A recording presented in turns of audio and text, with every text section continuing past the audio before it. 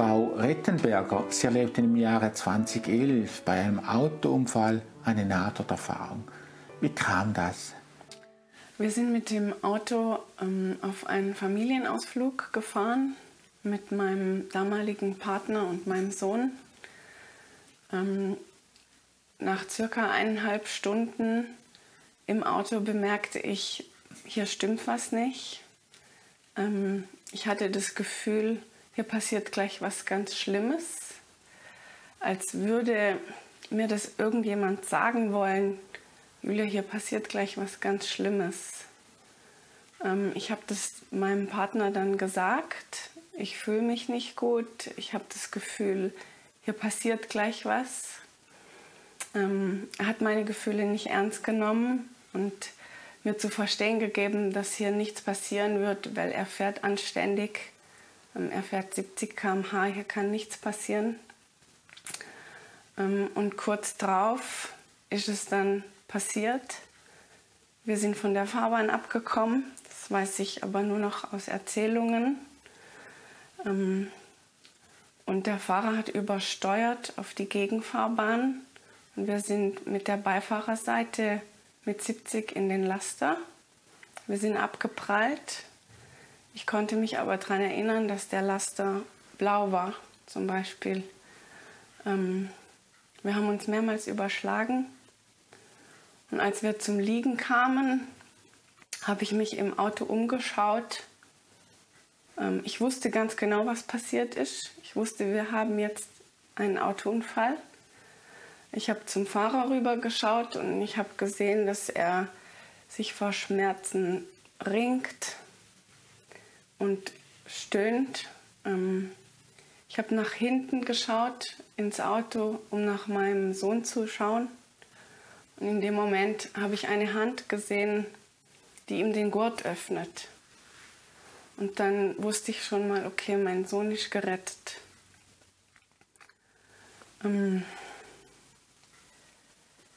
Ich war nicht ganz bei Bewusstsein, aber doch. Also ich habe in der Ferne den Krankenwagen und die Feuerwehr gehört, sehr deutlich. Und in dem Moment habe ich zu mir gesagt, Julia, jetzt wird alles gut, es kommt Hilfe, du kannst jetzt gehen. Und in dem Moment hatte ich meine Nahtoderfahrung. Diese Gefühle waren sehr intensiv und sie haben mich lange nach dem Unfall noch beschäftigt. Ich wollte es zuerst abstempeln als Traum. Ich dachte, ich habe das geträumt. Aber diese intensive Gefühle, die ich da hatte, haben mich nicht in Ruhe gelassen. Und zwar, es war so, dass ich zu mir gesagt habe, jetzt kannst du gehen. Und ich habe dann bemerkt, wie ich aus meinem Körper rausgehe. Ich konnte nicht zurückschauen, aber ich wusste ganz genau, ich lasse meinen Körper zurück. Ich konnte mich auch nicht anschauen. So. Ja. Ich habe mich sehr wohl gefühlt. Mir ging es sehr gut. Ich hatte keine Schmerzen, ich hatte keine Sorgen, ich hatte keine Ängste. Es waren sehr starke und intensive Gefühle. Ich habe das Licht gesehen und wollte natürlich immer mehr zum Licht. In dem Licht wurde mir dann meine Oma gezeigt. Ich hatte zu meiner Oma ein sehr starkes Verhältnis, eine sehr starke Bindung. Und ich sah sie klar und deutlich in ihrem Kleid, bei bester Gesundheit, weder krank noch tot. Sie hat die Hände über dem Kopf zusammengeschlagen und klar und deutlich zu mir gesagt, Julia, geh sofort wieder zu deinem Kind. Und in dem Moment war für mich die Nahtoderfahrung auch schon erlebt. Sie haben gesagt, Sie haben das Licht gesehen. Wie haben Sie das wahrgenommen? Es war in der Ferne, es war nicht direkt bei mir, es war weiter weg, aber sehr hell. Und ich hatte das Bedürfnis, zu dem Licht zu gehen. Haben Sie die Umgebung auch wahrgenommen? Nein, ich war Vorne gesehen. fokussiert auf dieses Licht. Ich war fokussiert auf meine positiven Gefühle, die ich da hatte, dass es mir gut geht, dass ich keine Schmerzen habe, keine Sorgen, keine Ängste. Es waren sehr schöne Gefühle.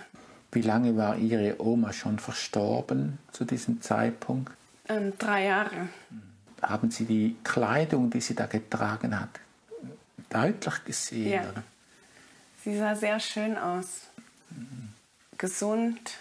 Sie hatte ein sehr schönes Kleid an. Sie hatte das Kleid an, wo wir für die Beerdigung ausgesucht haben. Wie war Ihre Genesungszeit? Meine Genesungszeit ging recht schnell. Ich war lebensgefährlich verletzt. Ich hatte ein Polytrauma. Das bedeutet so viele Verletzungen, dass es für den Körper nicht mehr tragbar ist.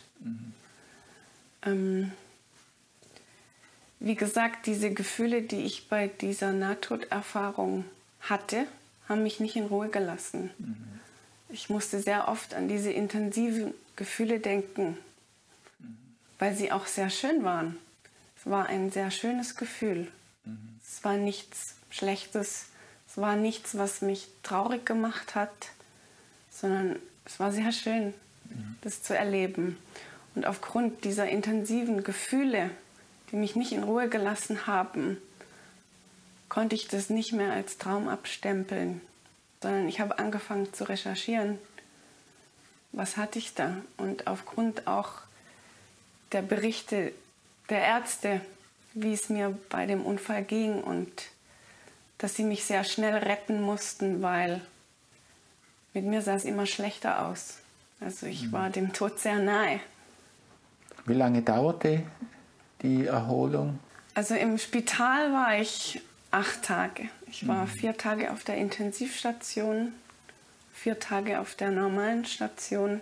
Ich muss aber dazu sagen, ich hatte ein einjähriges Kind zu Hause. Ich wollte nach Hause. Und dann bin ich nach Hause mit einem guten Gefühl. Der Unfall hat mich positiv verändert. Die Nahtoderfahrung hat mich positiv verändert. Mein Denken zum Tod hat sich verändert durch diese Nahtoderfahrung. Im Jahre 2017, also 6 Jahre später, machten Sie noch einmal eine sehr eindrückliche Erfahrung. Ja. Was waren die Umstände, die zu dieser Erfahrung führte? Ich musste einen Suizid miterleben. Mein Partner hat sich das Leben genommen.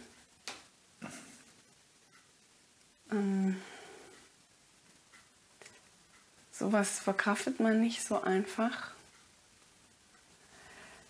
Kurz drauf, nachdem der Suizid passiert ist, hat meine Schwester mich besucht. Eigentlich einen Tag direkt nachdem sie es erfahren hat, was ich erleben muss, was ich ertragen muss. Ich habe sie wieder weggeschickt. Ich wollte nicht, dass sie bei mir ist. Aus dem Grund, weil mir irgendjemand irgendwas gesagt hat, dass mein Partner mich besuchen kommt. Ich habe das gespürt. Ich habe das gespürt, wie wenn er zu mir spricht und mir sagt, ich komme nur, wenn du alleine bist. Also er war zu diesem Zeitpunkt schon verstorben. Ja, der Suizid war schon passiert. Meine Schwester wollte eben für mich da sein, aber aufgrund meiner intensiven Gefühle, dass ich gespürt habe, er kommt, er möchte zu mir, er möchte mit mir sprechen, musste ich sie wieder wegschicken, weil mir das so wichtig war, dass er kommt. ich versuche manchmal die Nahtoderfahrung und die Nachtoderfahrung zu vergleichen. Welches Gefühl intensiver war? Die Nahtoderfahrung oder die Nachtoderfahrung? Es ist ganz klar die Nachtoderfahrung, die ich intensiver miterlebt habe. Ja. Weil es für viele nicht erklärbar ist, aber für mich irgendwie schon. Meine Schwester blieb eine Nacht. Sie ging aber dann am nächsten Tag, weil ich sie gebeten habe zu gehen. Weil ich gespürt habe, dass er mit mir kommuniziert, um mir zu sagen, ich komme. Aber ich komme nur, wenn du alleine bist. Er kam wirklich. Es war in der Nacht. Ich ging ins Bett mit dem Wissen und den Gefühlen, er kommt. Als er kam, ich konnte die Situation auch nicht beeinflussen oder verändern. Was für mich schlimm war, dass ich die Situation nicht verändern konnte. Ich sah ihn, wie er zu mir in die Wohnung kam, auch klar und deutlich, in seinen alltäglichen Kleidern, die er anhat. Er hatte sogar seinen Rucksack dabei. Er lief durch meine Wohnung sehr aufgeregt, sehr nervös, sehr aufgewühlt. Er hat seinen Rucksack auf den Platz gelegt, wo er ihn immer hinlegt. Und er hat sich aufs Sofa gesetzt und blieb da einen Moment sitzen. Und ich habe gespürt, er kommuniziert mit mir auf einer anderen Ebene. Ich habe gespürt, was er mir sagen will, ohne dass er sprach. Er hat nicht gesprochen, wie wir sprechen, sondern auf einer anderen Ebene, auf einer anderen Art und Weise mir zu verstehen zu geben, was er mir jetzt sagen möchte.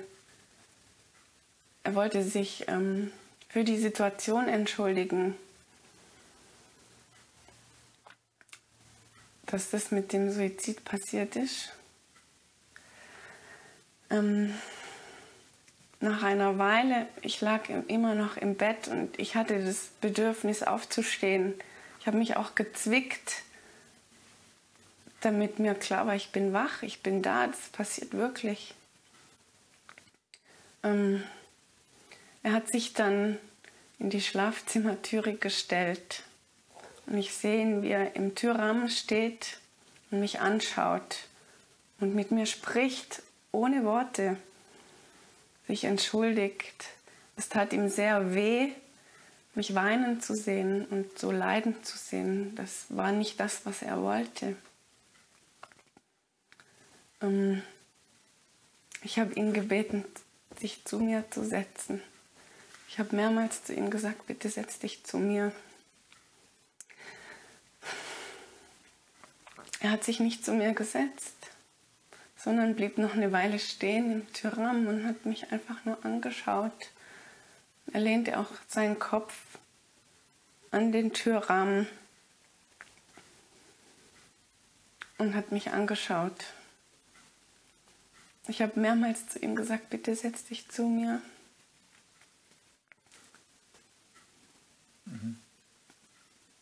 Er blieb dann noch eine Weile stehen. Ich habe mich wieder hingelegt und habe zu mir gesagt, ich versuche jetzt wieder einzuschlafen. Und er blieb noch stehen und hat gewartet, bis ich wieder einschlief und ging dann. Er ging zur Tür raus und hat mir auf Wiedersehen gesagt. Das war mit ihm nicht die einzigste Nahtoderfahrung, die ich hatte. Ich hatte noch 2 weitere. Ich ging auf ein Konzert. Es war unsere Musik. Wir wollten immer gemeinsam auf so ein Konzert gehen. Ich ging alleine mit ihm in meinem Herzen. Und der Saal füllte sich und meine Reihe, wo ich saß in der Oper, war schon gefüllt. Nur der Platz rechts neben mir nicht. Der war leer. Und ich habe gebetet und habe mich bedankt, dass ich diese Erfahrung miterleben darf. Und ich habe mich bedankt, dass ich es fühle, dass er bei mir ist. Aber ich habe auch gebetet, dass es aufhört, weil es für mich so schwer zu ertragen war, dass er auf einer anderen Art und Weise bei mir ist, aber doch nicht. Haben Sie Ihren Mann bei diesem Konzert gesehen oder nur wahrgenommen? Ich habe ihn nicht gesehen, nein, aber ich habe ihn gespürt. Ja. Ich habe gespürt, wie mir irgendwas sagt, ich bin mit dir mit dem Konzert, wir erleben das zusammen. Und ich habe aber gebetet, zu Gott, dass er mich erlöst. Und als das Konzert anfing und meine Gebete erhört wurden, fühlte sich auch der Platz neben mir. Sie haben ja Ihren Mann erlebt in dem Nachtodkontakt. Ja. So wie ich das rausgehört habe, war er nicht sehr glücklich über sein Suizid. Nein. Er war sehr aufgewühlt und nervös. Und er hat mir zu verstehen gegeben, dass es ihm sehr leid tut, dass der Suizid ihm sehr leid tut. Sie haben gesagt, Sie haben noch einen weiteren Nachtodkontakt gehabt. Es war die letzte. Ich bin umgezogen von einer Wohnung in die andere. Und er hat mir bei meinem Umzug zu verstehen gegeben, dass er nicht mitkommt, dass ich neu anfangen muss, dass ich neu anfangen soll, dass ich glücklich werden darf. Wie als würde er sich auch wieder von mir verabschieden und mich jetzt den Weg gehen lassen, meinen Weg. Seitdem er sich da von mir verabschiedet hat und zu mir gesagt hat, ich komme nicht mit dir, nehme ich ihn nicht mehr so wahr.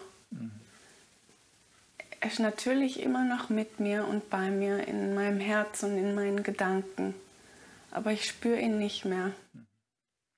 Kurz nach Weihnachten 2019 hatten Sie ein weiteres Erlebnis, das Ihnen unvergesslich blieb. War der zweite Weihnachtsfeiertag und ich war an dem Tag sehr durcheinander, sehr aufgewühlt. Ich hatte sehr intensive, sehr starke Gefühle und ich hatte in dieser Nacht einen Traum. Ich habe von seiner Beerdigung geträumt, aber ich habe die Beerdigung nicht als was Trauriges, was Schlimmes erlebt oder gefühlt, sondern mehr als was Schönes. Es war eine sehr schöne, fröhliche Beerdigung und der Traum hat mir zu verstehen gegeben, dass alles in Ordnung ist. Ich habe seinen Vater gesehen, der mir auf andere Art und Weise wieder gesagt hat, es ist alles in Ordnung, wir sind alle wieder vereint. Nach dem Traum war ich sehr aufgewühlt, sehr durcheinander.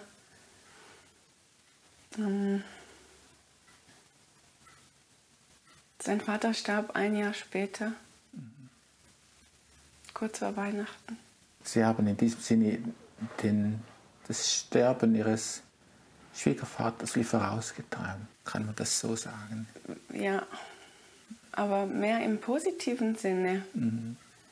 Weil es war ein sehr fröhliches Fest, auch wenn es eine Beerdigung war. Ich habe gespürt, dass sie wieder vereint sind und dass eigentlich alles gut ist. Wie hat diese Nahtoderfahrung und diese besonderen Erlebnisse Ihr Denken zum Tod verändert oder Ihr Leben beeinflusst? Ich würde sagen, sehr positiv. Ich hatte nach der Nahtoderfahrung eine ganz andere Denkweise über den Tod. Für mich war der Tod was Schönes. Ich freue mich auf den Tod. Ich habe keine Angst vor dem Tod. Ich weiß, es ist was Schönes. Ich weiß, es geht einem gut. Also die Nahtoderfahrung wie auch die Nachtoderfahrung haben mich positiv verändert bezüglich dem Tod. Ich bin sehr dankbar, dass ich sowas erleben durfte. Frau Rettenberger, herzlichen Dank für das Gespräch. Gerne, danke auch.